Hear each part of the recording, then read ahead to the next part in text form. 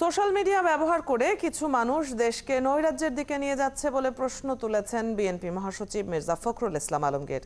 বলেছেন, এমনকি তারা সেনাবাহিনীকেও বিতর্কিত করার চেষ্টা করছে। মহান স্বাধীনতা ও জাতীয় দিবস উপলক্ষে আয়োজিত আলোচনা সভায় বিএনপির শীর্ষ নেতারা বলেন, দেশের সংকট সমাধানের একমাত্র পথ নির্বাচন। তাই অন্তর্বর্তী সরকারকে দ্রুত নির্বাচনের দিন তারিখ ঘোষণার আহ্বান জানান তারা। শফিকুল হকের প্রতিবেদন।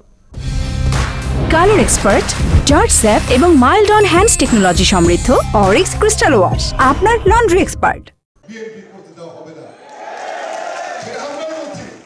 ২৬ মার্চ মহান স্বাধীনতা ও জাতীয় দিবস উপলক্ষে রাজধানীর ইঞ্জিনিয়ার্স ইনস্টিটিউশনে আলোচনা সভার আয়োজন করে বাংলাদেশ জাতীয়তাবাদী দল বিএনপি।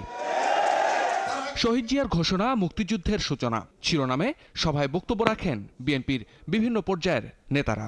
বিএনপির রাজনীতি জনগণের আস্থার রাজনীতি, সেই রাজনীতি আমাদেরকে অব্যাহত রাখতে হবে। কেন্দ্রীয় নেতারা স্বাধীনতা দিবসের গুরুত্বের পাশাপাশি আলোচনায় আনেন দেশের বর্তমান পরিস্থিতি।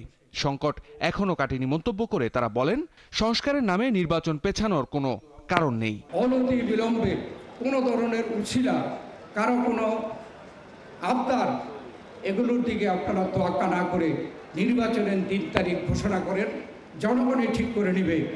সমস্যা যারা সৃষ্টি করে, ষড়যন্ত্র যারা করে, তার বিরুদ্ধে জনগণই দায়িত্ব নিয়ে তার সমাধান করবে।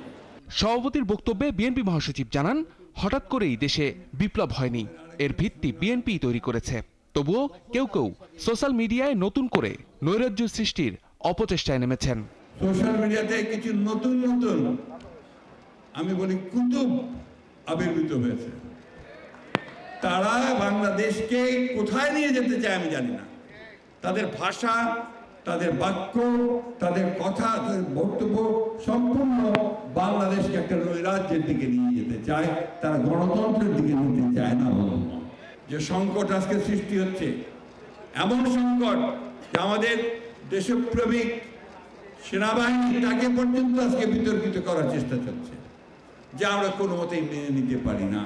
আলোচনায় মুক্তিযুদ্ধের সময় নৃশংসতার ঘটনায় পাকিস্তান এখনো ক্ষমা চায়নি বলে প্রশ্ন তুলেছেন বিএনপির এই শীর্ষ নেতা। যারা সেদিন সহযোগিতা করেছে, যারা সেদিন হত্যাযজ্ঞে সহযোগিতা করেছে, তারা এখন গলা ফুলিয়ে কথা বলে।